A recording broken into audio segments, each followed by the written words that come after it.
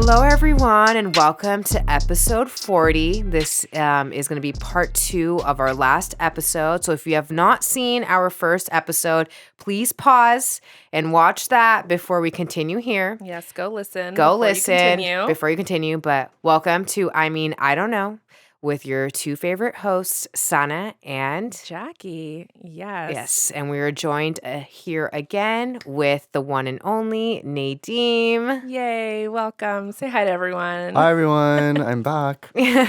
We needed him back quick. We couldn't. One episode wasn't enough. Yes, we had to continue. Had to be a two-parter. We have a lot to uncover. If anyone knows Nadeem, it's a two-parter. It's a two-parter. All the time. No, so yes, this is part 2. So we're, like we said, if you have not listened to part 1, stop right now, go do it, because it's amazing. And yeah, so we're just going to continue with part 2. So excited for you all to listen in. Yes. I like what you said, though, going back to when you said that basically social media is like a dating profile now. Oh, for sure. Waiting for that DM. Yeah, waiting for that I DM. just get like spam DMs from fake sugar daddies. Yeah. Oh, I love those ones. Sometimes I'll respond and see how far it can go. Just in case it's real. Just in case. Just in case. It's like that Nigerian prince. Yeah. I think it's really scary sometimes. Oh my God, does it? That's another episode. But I've never responded to one. I just got one this week. I don't even... you should just try it. I don't What are think you going to do? they're What are they real. going to do? They're Just don't give them your info. True. Just say Just hi. don't give me your social. Just say hi, daddy. Yeah. Hi, Daddy.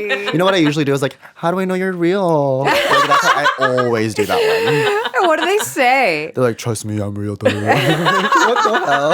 I have to respond. How do I know you're real? How do I know you're real? Yeah. I'm like, I've been scammed a few times, so how do I know? Send me a check so I know it's real. Yeah.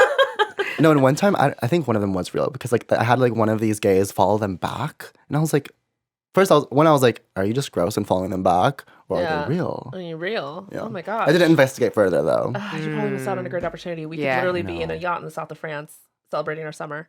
Way to go, Nadeem. I'm so sorry. I'm gonna work now. I'm gonna try. Yeah, now you gotta. Now you really gotta work. Don't worry, They this have- podcast will be paying for the bills in no time. Yeah. Right now, it's just costing us money. But anyway, no, but yeah, it really is now with social media. Do you feel like that? Like, how do you think your generation then approaches like dating like differently than the rest? And maybe like how's social Well, let me media, know like, if this is impacted that? different than you.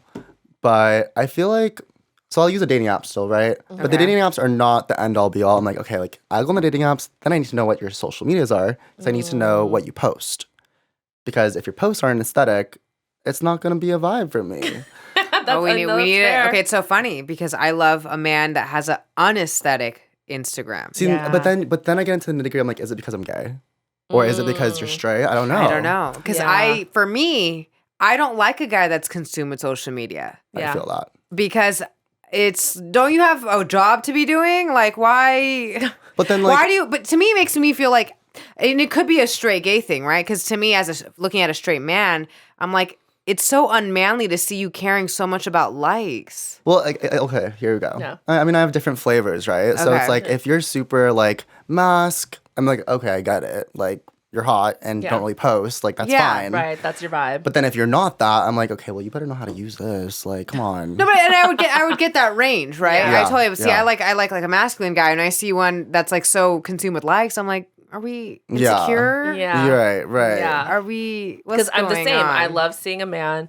His social media, he has like 50 followers, I and love seeing everybody that. that he follows is like a sports team. Yeah. And, for- you know, like I don't know if you feel this way, but like for me, the biggest turnoff is if I go to a guy's profile and he's following nothing but like girls that look like thoughts.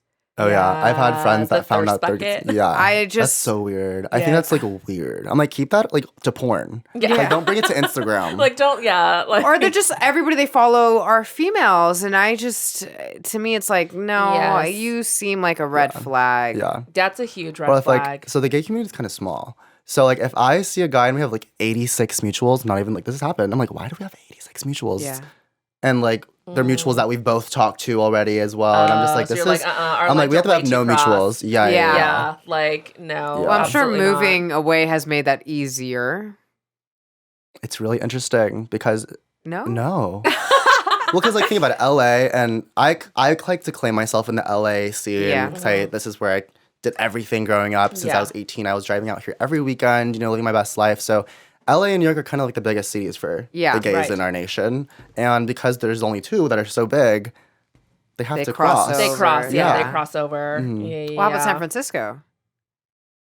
I feel like San Francisco's filled. There's definitely some cute gay guys there, but it's definitely filled with older gay guys from my experience. I was going to say it's maybe more of like a... Like you go out on Castro, it's definitely a lot of older guys. So I could see it being like that. I could see it being older, and I could also see it being like maybe like more like family, like maybe. Like couples. Well, also think about this too, is that from my knowledge, I haven't been to SF in a few years, but when I was there, there's no 18 plus clubs for queer or gay people there. So it's like, well, versus in LA, there's like 3 18 plus. In WeHo? There's one called Tiger Heat. I don't know if it's still in business. Tiger Heat. And then there's one called Rage that's out of business now. But there's a few, and then there's like 340 out in Pomona. That's also a gay bar that's 18 plus.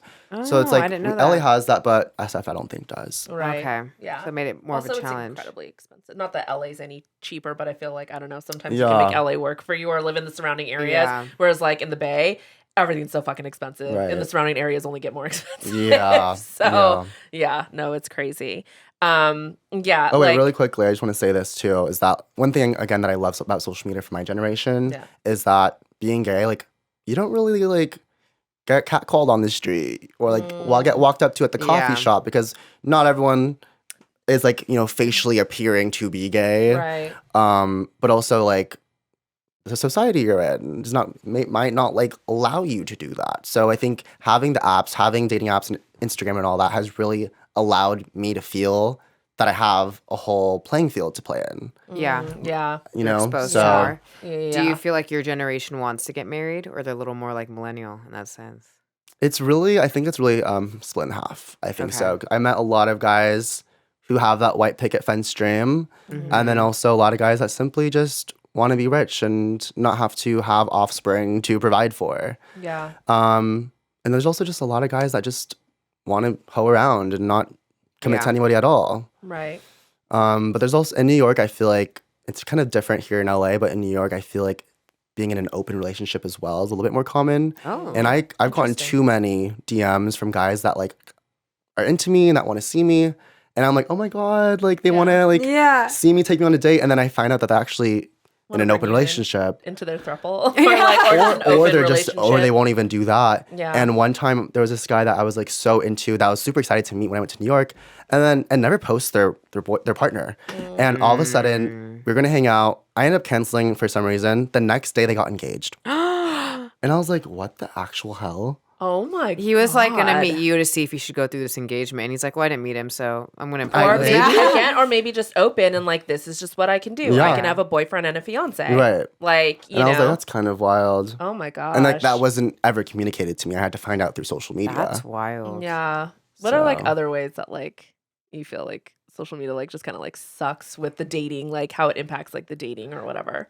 I think the accessibility to people is kind of scary. Like the way that your exes have accessibility to you. Like even if you get blocked, like they can you account. No, it's so easy to stalk. Like exactly. I literally sometimes, not that I have a stalker that I know about, but I will post at the place I am after I leave.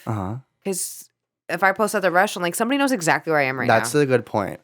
Maybe the millennials don't know about this, but if there's a sex bot watching your story, it's because someone is on a third-party website watching your story, so their view is not seen on your story list. That's what it is? Every single sex bot is an actual person on a third-party website.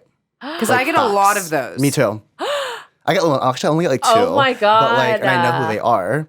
And I'm just like, and then obviously when you go in private, then they can't view your stuff anymore. But oh my God, I didn't know How did you figure that out? Because I have a friend that watches people's stories on third-party websites, and he let me know that that view was mine, like da da da da da. Oh my God! It's like a pretty well-known thing. I wondered how the third-party views worked. I thought they just like download it through Instagram. I never understood that. They work because they have a million sex bot accounts that they just like recycle and assign to view that profile. Wow. I thought a bot was just randomly looking at my right. Well, yeah, I thought that but maybe who would be it was because stalking me? like it was just like if your account is not private, anybody can access yeah. it, right? So it was just like I didn't know Because that it doesn't would work be, for accounts that are private. exactly, but I didn't know that it would still have to link to an account to view your thing. You know what I mean? Like that didn't occur to me. I mean, honestly, I don't even know. I don't even look at who looks at my stories. Well, so you're on private, doesn't even matter. Yeah, So no right. one. It doesn't matter. You're lying. Yeah. You have to look a few times. No, I don't. You just said earlier in this podcast that you're like, sometimes I'll post so Oh, I can he see who got views you. it. Oh, no, I'm saying that I just post because I just want people to know that like I'm doing something fun. Like not anybody like specifically. I don't think she follows anybody that she. Yeah, that I But- yeah. Yeah. Don't make me say their name. Yeah. But oh yeah, and just on accessibility, I actually have had like I have an ex from January that we tried being friends with. Like, you know, for months after. Until I kind of got to a breaking point where I was like, I don't want to be friends anymore. Yeah. And this isn't worth like salvaging anymore. And he broke no contact 30 days after I sent that message. Today, like an hour before I got here. And on Instagram. Like, Yeah. hey. No, literally, can I read it out loud? Yes. It was literally just a random Instagram We tag post. him in this video. We love dramatic readings. Oh by god, the he way. probably would love that. It literally just looks like photo. Of And a wolf? It's a Doberman. Okay. And it says, I don't know why the Doberman's there, I don't know. For aesthetic purposes. It says, it doesn't need to be forever, baby, to mean something to me. What? But what is it? What? Yeah, And that's I'm very like- I'm like, cryptic so- as hell. Cryptic Cryptic as as hell. hell. Sends it to Is me. this a lyric? Is this the Yeah. dog? Yeah. Is he talking about his bone? And again, Like, we haven't talked in like 30 days. Yeah. And that's all I You received. just heart it. I actually responded like, why are you sending me this? And then opened it, no response. And I'm like, okay. Yeah. Like, why are you reaching out to me after I already like said don't? And that's Yes. what social But media brings also, you. Yeah. what are you like saying? a lack of boundaries. Lack of I'm like, boundaries. do you want to get back together? Because like, Yeah. if you want to, let's have that conversation. Well, that's but, 100% like, what he was hoping is that you would sit there and be like, hey, you know, like, Yeah. and open the door instead of being yeah. like, what the hell is this? Oh, You it was know? such a weird message. If anybody sent me that, even if I wanted to get back, I'd be like, what are you saying, dude? Yeah. Yeah. Yeah. What is this? But also, again, the lack of boundaries. I think that's some kind Lack of a of shitty boundaries. thing about social media Mm-hmm. is that it makes boundaries somewhat non-existent. Mm-hmm. You know, because you're trying, and it's like, Yeah. well, sure, you can block somebody or ignore them. But it's like you don't understand how people can have access, especially if it's like public or if they make different accounts, they make fake accounts, God. or again, Yeah. such great things with social media, but also at the same time, when it Yeah. comes to dating, like it's nice because like you can look at someone's feed or look at what they're or who they're liking, and it's can be red flags, it could be beige flags, like whatever. Mm-hmm. But Yeah. the hard part is the lack of boundaries, and you have no idea. Yeah. Like the way the You have no keyboard idea who's warriors looking. and like you have no idea who's looking. Mhm. You have no idea who you're really truly talking to. Like I'm like, they need to, in college, you need to teach you how to like search an IP address. That's what I want to learn. yeah, right. But it's scary because I even think about what happened in Idaho, right? The girls had no idea who this guy was. Mm-hmm. He stalked them on social media, is what they're saying. And they're dead now. You Yeah. just. Well, you just have no Yeah. idea, and Yeah. especially if people Who becomes aren't- obsessed with you? Yeah. Yeah. Well, and then too, like how people don't understand how to use social media safely. Yeah. And Yeah. like, no, don't post your location, like, or Mhm. post it after you've gone, like you're back home or something, or don't give where you're staying. You know, like don't name the hotel, especially if you're like you're two girls traveling alone. You know, like be smart about it. Maybe that's one thing I'll give to the millennials is that they actually are maybe a little more cautious about giving personal information on social media. Yeah. While Yeah. like Gen Z kind of grew up with it, so it's kind of like it feels natural to just like be so open about Oh, those it's things. so true. Yeah, That makes Yeah, sense. Yeah. I agree on that. That you guys are way more. Yeah. I mean, I Open. still have a friend who like has never, and I don't know if she hasn't ever, but I think she's never used Uber Oh, ever. wow. or Lyft Good for her. ever because she's just like, I'm getting into a car with a literal stranger. Yeah. I mean, it Like- is true. But it's true though. I mean, what were we taught But it's like growing people up? have been taking taxis for years in New York City. Right. You know, but I think it's one of those things where it's a little bit different because like they work for a taxi cab company. Like it's, you know, they're Yeah. employed, like all this different stuff where it's Uber, it's a literal stranger Yeah. and nobody's really tracking you. These Like, you're cabs, not really having it's like in-person interviews and Yeah. yeah, you know, and it's just, I don't know, like it and I'm like, I mean, you're right. Like, but I'm just like, sign me up. Like, if I start eating. Yeah. You know, but I mean, because it's also just incredibly, I don't know, what we sacrifice for convenience, you know, has been very interesting. Oh, But yeah. Okay, Like- what's like another thing you think that like millennials or other generations like do maybe with like not just necessarily social media, but like with maybe like with dating or something, or the way that we approach dating that maybe you think Gen Z should adopt or like maybe pay a little bit more attention to, if there's anything. I don't know. This isn't about social media, but PSA, stop asking to split the bill. Oh, we agree. Like, and I think my generation is more prone to splitting the bill because we're like, oh, feminism equals. Literally, I'm like, I want to be treated. Literally, yeah. Stop it, because I'm like, not if you everything actually needs like to be me, equal. then you would pay for the whole thing, right? Yes. I started to think, I'm like, if they didn't pay for the whole bill, that means they don't really like me. No, it's so true though. There's a limit to equality. I'm like, I draw the line right there. No, I know that I'm not trying to be equal there. Yeah, no. I know. Like, I'm like, you asked me on the date. You did. Whoever asks pays. Right. That's like Emily Post. Like, that's just proper etiquette. Yeah. If you ask somebody, you pay. Yeah. That is just and absolutely what it is. There's a few golden boys out there that have like been raised that way to like be like that traditional, like we'll pay for it, we'll open the door for you. Yeah. But we're losing that these days. Oh God, it is. We're losing that with our generation too sometimes. Yeah. Which that makes me scared for your guys' generation. Yeah. To like, I mean, is well, that chivalry. Chivalry is completely dead. Yeah. Like it really is. Like I'm not saying it's 100% across the board, but like the problem. It's like when you do meet those guys too. Like when you meet those guys, sometimes they're just too hyper masculine as well. Though it's like yes, like you're paying for this and paying for that, but then also like you're a little too old school for me, and you're not thinking I can see like how that could go.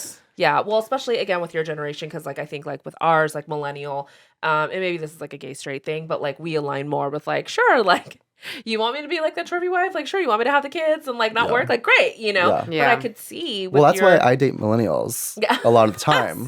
Because like they know they're still kind of like in that traditional way. And also I'm just like, or people like me are like just like little young thing that they love. So they want to spoil us. But people my age, it's an interesting dynamic because they want to split the bill all the time. Yeah, I have no desire. But do you think people your age have less money? Because the guys I date don't have less money. They're just greedy. Okay. And Jackie taught me to stop pulling out my wallet and pretending. Yes. Oh, sometimes I don't. Yes. No, and so I stopped at one point, and then at some points I'm just like, oh my God, they have not pulled out their wallet because they're waiting for me to pull mine out. Yeah. And I'm like, that's when you get up and go to the bathroom.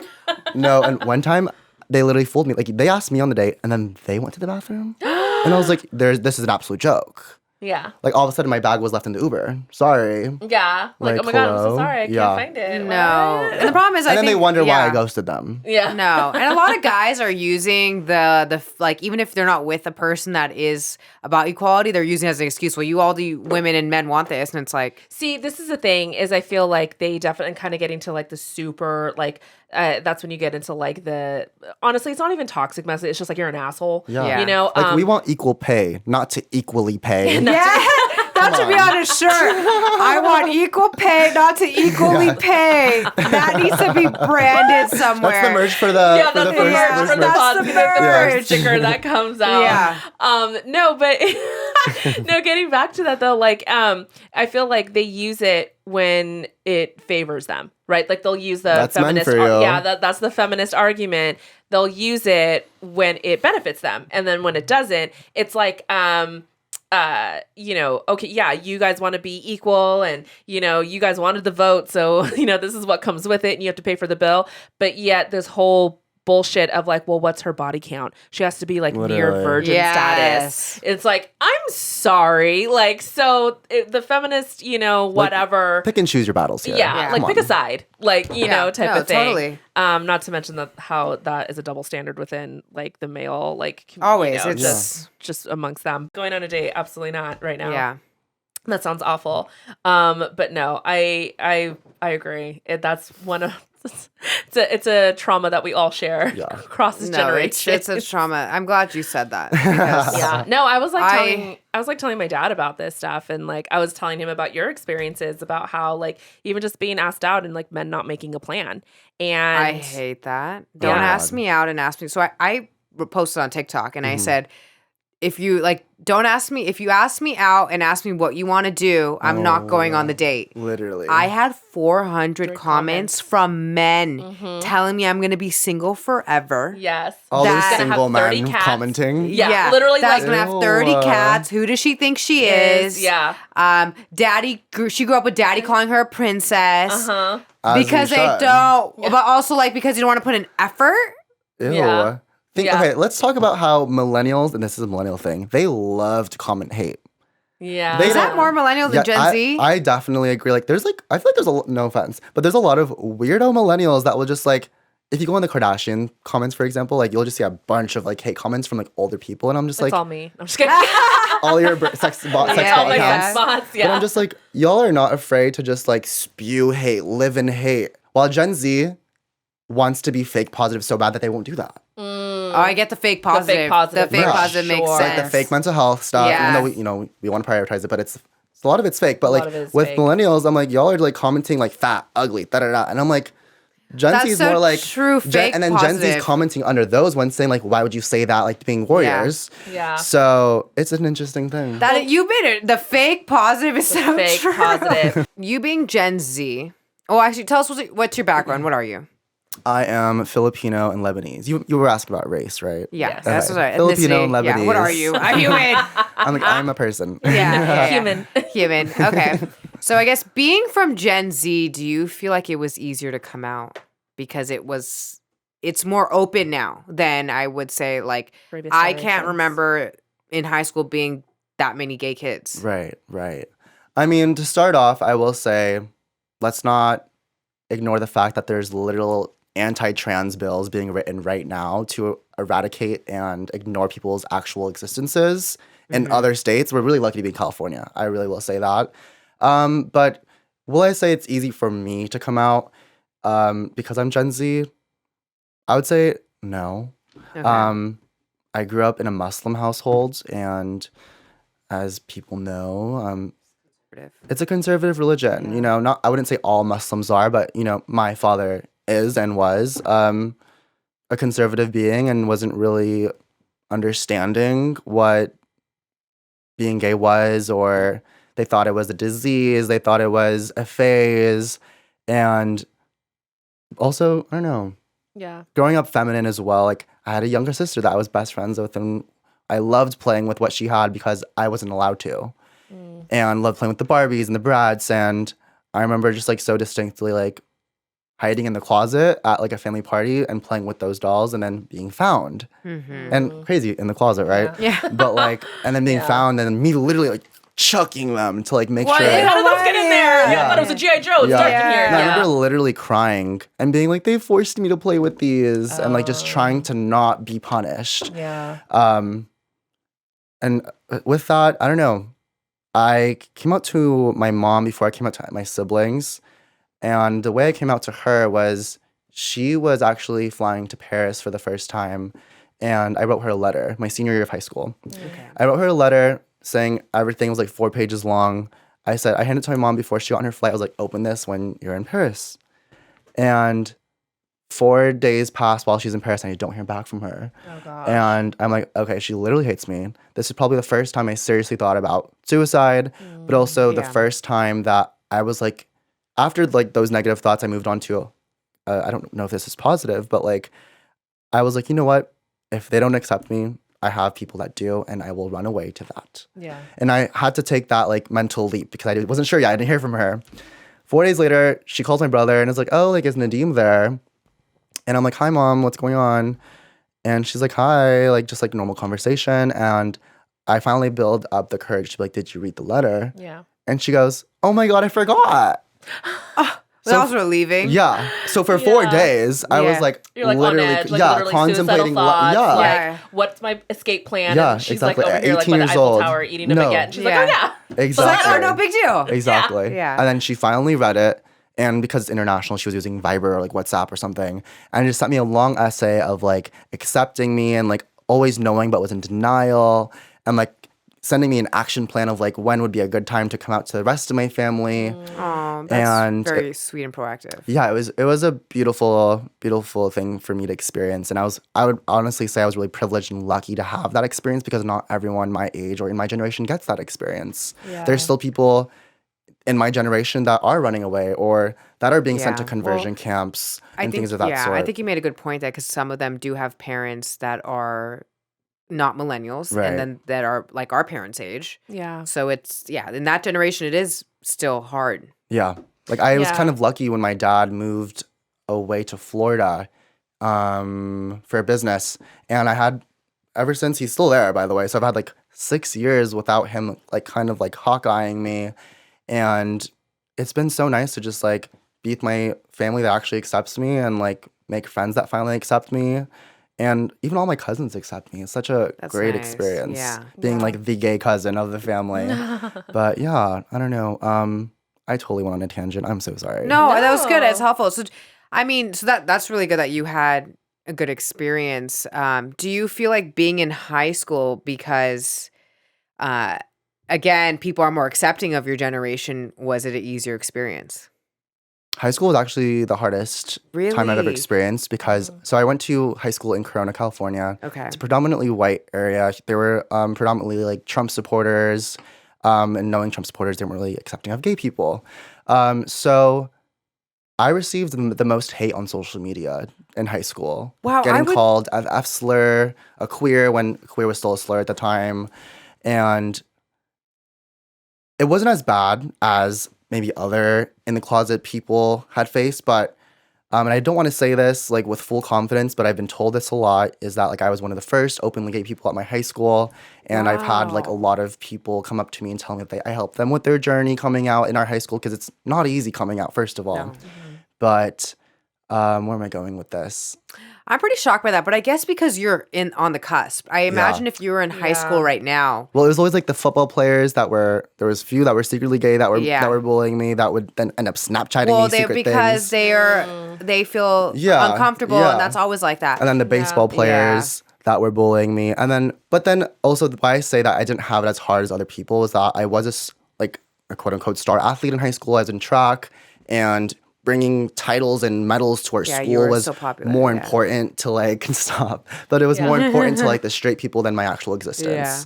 So I was like, I will always say that I was really blessed to be a talented athlete, because that earned the respect of people that would not normally. Yeah, that makes sense. You had another identifier, exactly, versus just being like the gay just being gay or whatever. I think that makes sense because we are 6 years apart. So I think your high school experience now would be so different. Probably. I'd probably have a whole army behind me. I think you have a whole army behind you, because I guess that's why I think if you were a little bit younger, it would be. But one thing I will say, I had an older brother that my senior year, when he finally found out that I was gay, he was not afraid of standing up for me.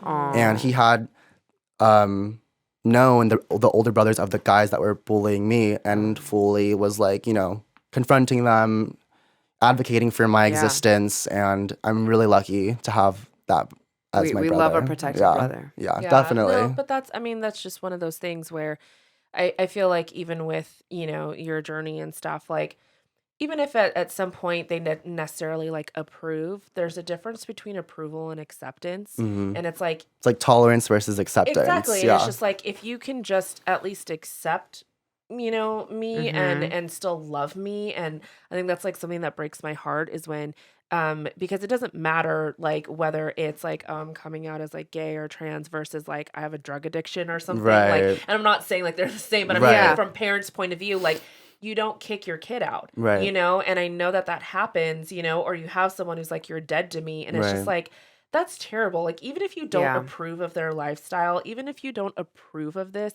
you can still love and you can still accept them as a person, as a human being, like as your family member, like, and because that's what I think I always hear, people say is, accept me, acceptance, acceptance. I was accepted. I was, versus like, you don't say approve, because that's the thing, is maybe you're not really living for your family's approval. Like, for you, would it be nice? Like, sure. But if someone at least like didn't negate your existence, that would mean the most, it's like, okay, we don't have to agree, but like, you're not sitting there being like, oh, like, you're not my brother, whereas your brother's like, no, like, and I'm not saying your brother doesn't approve, but like, that is so, I don't know, there's just such a difference, about that. No, for sure. Is having someone just being like, yeah, like, I'm still here. We're still brothers, type of thing. Even if they maybe even don't understand it. No, I think coming out gay, especially my generation, I think, well, because we were raised Muslim, right? So we were kind of raised to not understand what being gay is. We were raised to kind of be against it. So I think when I came out, it actually changed the trajectory of my entire family's like thought process on like what being different is and what being born different is. And I don't want to be like, haha, like, you're welcome for my existence to my sister and brother. But really, like, I think if I didn't come out when I did, they would be totally different people. Yeah. That wouldn't be as loving and accepting of the human race as they are now. No, that makes sense. Yeah. No. And I think you and your siblings have seen your siblings, you and your siblings together, and you guys have such a very like loving relationship. Like it's definitely still siblings, you know, but it's still very loving, very supportive, very just like it's us against the world sometimes. For sure. Which siblings always have that. No, for sure. So I know my siblings would take a bullet for me, and I would do the exact same. So I love that. Yeah. No. What a kind of, you know, again, we're talking about personal journey. And you had said earlier that law school is very white and very straight. So now kind of we talked about like, oh, high school coming out, all that stuff. Like now law school, like college, law school, like how has that been for you? You know, while being gay, yeah, and being brown, yeah. I think it's easy to make a villain out of a minority, and I think that's what a lot of people made me out to be in undergrad. When I was, don't be cringed out right now, but I was the president of a co-ed pre-law fraternity of just like people that want to be attorneys but don't know how to be or don't know how to apply to law school. And so it was really cool to like lead a fraternity or a program or organization of over 100 people that all wanted to achieve the same goal and like help change the world. But before I became president, it was very much like, oh my God, like love Nadeem. He's the token gay of this whole fraternity, like da-da-da. And then as soon as I like quote unquote had power to delegate, I was just villainized immediately. When the straight presidents before me it was not the case at all. We're everyone's favorite president. And I know I think I'm pretty self-aware and I can like reflect really well. And I didn't necessarily do anything that would have been different to trigger this reaction. Yeah. And then in college as well, in law school as well, funny enough, there's the same fraternity at my law school, and I'm the president again. And I'm actually going through the same exact experiences of being hated on for just having a higher position or something added to my resume that they might be missing out on. And I don't want to claim that it's homophobia or discrimination, but it just seems like it's a trend.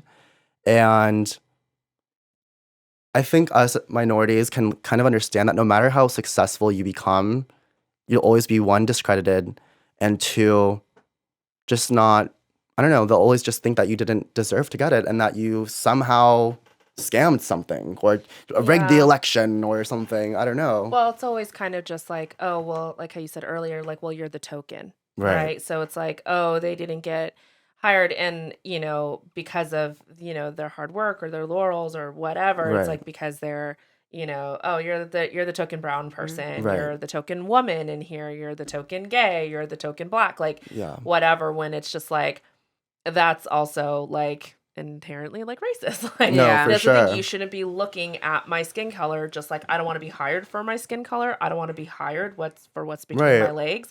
I want to be hired because I've earned it and because I'm the best person for that position.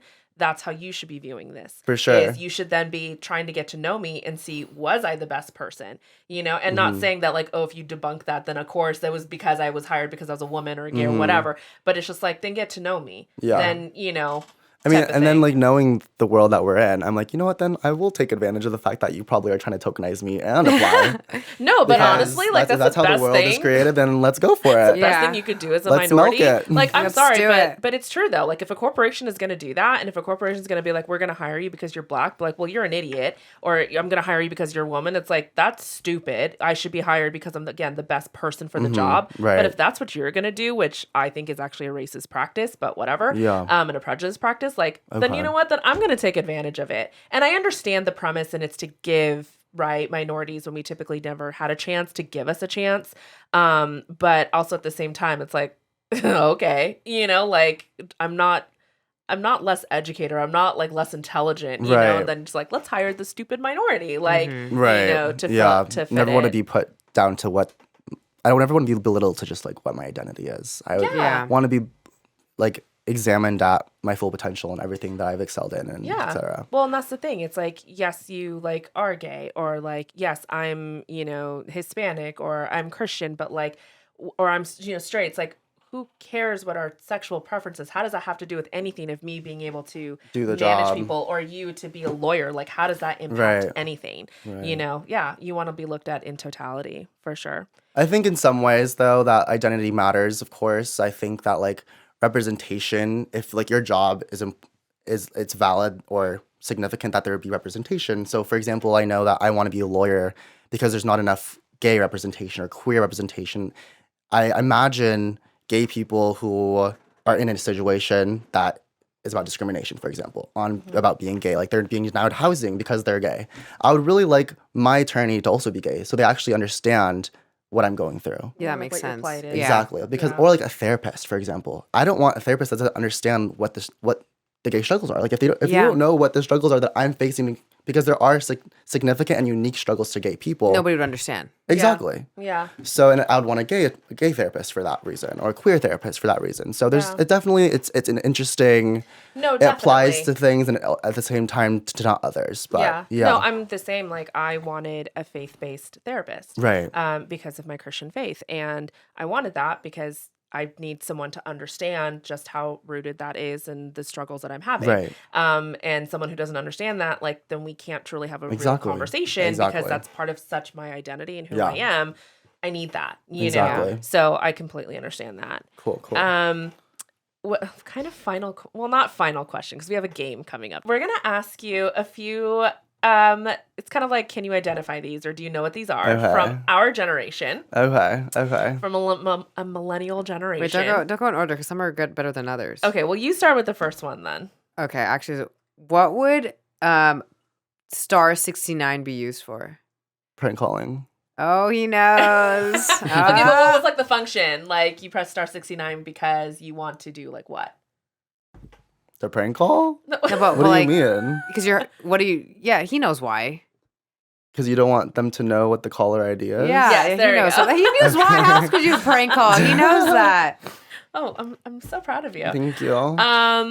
What does ASL stand for?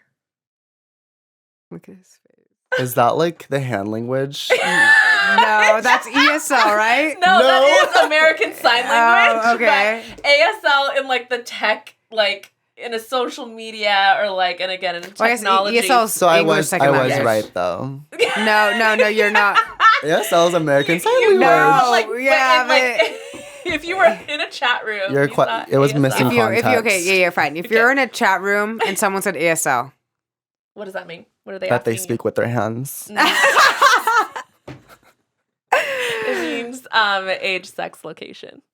Oh. So that's what we would be in the chat rooms. Everybody would be like, first thing, ASL. Oh, wow. ASL. Yeah. It was probably probably predators, but we didn't know that at the time. All right. What's a Walkman?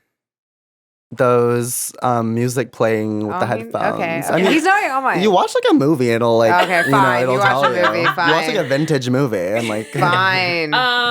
Okay. How about? Who wrote these questions? This is like I already have 3 questions in a row. Wow. Do you? Okay. What's LimeWire?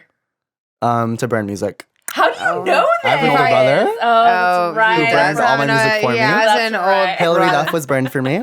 Oh, so we can't even ask that. Yeah. Okay. He knows. Go. Okay, what's a floppy disk? You put that in a computer hard drive. I don't know. Pretty close though. Like those Yes. big fat ones. I Yeah. don't know. Yeah. I don't know. That's my final answer. Actually. It's like the old school USB. Mm-hmm. It's like a big square. Well, it's a square, and the thing is, each program would run off a floppy. So, like, if you wanted to run an app on your phone, it would be like running an app on a computer. You'd have So to would put it be the like floppy putting disk in. like Rosetta Stone in your computer? Is that a floppy disk? No. Well, that came out later, No, but like floppy, you can store things on the floppy disk. yes, you can also. It's like so a you USB. can pick It's and like choose a USB things. kind It of. was a USB. It was a way to like. I've access definitely a heard it. I program. just don't. And I've never used one Yeah. before or seen it in a vintage movie before. Oh, in a vintage movie. Okay, we have a sound we want to play for you and see if you know. I feel like he's gonna know it I because think you're gonna know he it. has an older I'm brother. like so upset now because I 'Cause I totally forgot about your older brother. I really should have made questions. I would have. I know. You guys would have lost so okay, bad. let's see if you know this. Let's see if it actually. We might have to. If it plays an ad, we might have to take this out. But oh my gosh, what's going on here? Hold on. I think he's gonna know.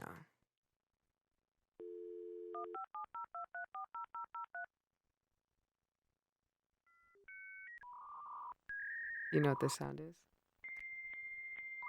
Is this an alien abduction?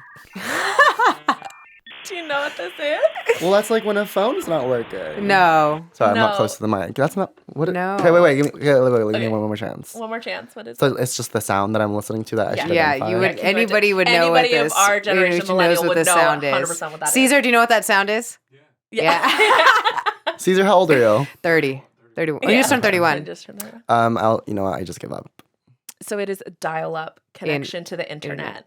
So that is every Look time at his we face! logged on to AOL, because that's how you like got to the internet. We didn't have Google yet. I'm sure it existed, but we just like didn't have like main access to it. And that's how we dialed up to the internet. And then your phone what do you doesn't. mean dialed up to the That's internet? what it was. It was a dial-up AOL connection. Dial-up. You Like had if you to just turn the computer on? No, you have to connect it to this, and then when you connect it to that, your phone doesn't work. Yeah, your home line. Okay, so you can do one or the other. Yeah. You can be on the phone or you can be on dial-up internet. You basically you access the internet through your phone line. There was no Wi-Fi. I've never heard of that before in my life. I mean, this is even worse than DSL and like fiber optics and everything. Like it was connected What's to DSL and fiber optics? Well, it's not the DSL you think it is. So you had to access the internet through your phone line, and because you were online, you couldn't use your home phone. I'm so proud of you for admitting that you know what that is. Yeah, thank you so much. Wow. Yeah. Wow. I'm like not embarrassed by my age. Like it is what it is. You know, I know. I'm just clowning you. I Come know on. what that is, but yeah, that one How do literally you know? You're not even that much older than me. 6 years makes a difference. I was dialing up constantly. Yeah, gotta get on AIM. And then you have to and then you'll hear your mom, get off the internet. I can't use a phone. Yeah. You're like, shit. God. Yeah, it's after 9. Get off. Yeah. Okay, last one. If I said top 8, what am I referring to? America's Next Top Model. I could see why you would think that. No, MySpace. Top 8. I've never had a MySpace. My mom wouldn't let me. I mean, I wasn't allowed to, but I would always look at my friends. You weren't. I had You one. poser. Yeah. Oh my God. Yeah, but I knew what a top 8 was. I had oh my one, god. and What's top 8? Like your top 8 favorite Yeah, like your top 8 users? favorite friends. I was Top 8 coding friends. and everything. I made my page hella What's aesthetic. TBH?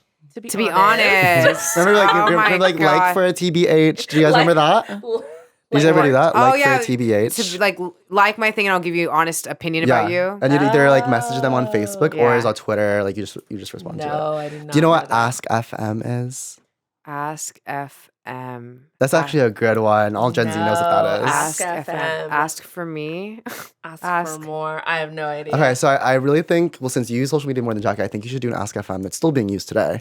It's literally just an anonymous like inbox that you post on your Instagram. It's a link. And anyone can ask you or tell you anything. Oh, this is and an you'll old never school know. thing. Yeah. No, this is old But school. it's We brought used to back. have this back in the day, and I forgot the name of it because we had this my in God, high Was it school. cat or something? You It know had what a I'm cat? talking about? But it was like a forum. It was like a Survey Monkey type thing or something. But it was a forum, and you had your link to the Yes. forum. Yeah, you email it. I forgot how you had the link to the forum, and people can ask you the randomest questions on that forum, and it was your page. Yeah. We had that. You guys took it from us. Okay. Did you guys ever use Tumblr? No, I never. I knew what it never was, used but I never Tumblr. used I Tumblr. used Did you Tumblr. guys ever use hotornot.com? No. No. God. Isn't that like the Facebook thing?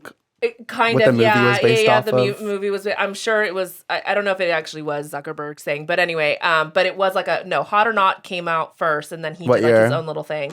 Oh God, this was back in high school, so it was before 2004, before I graduated. I was 6.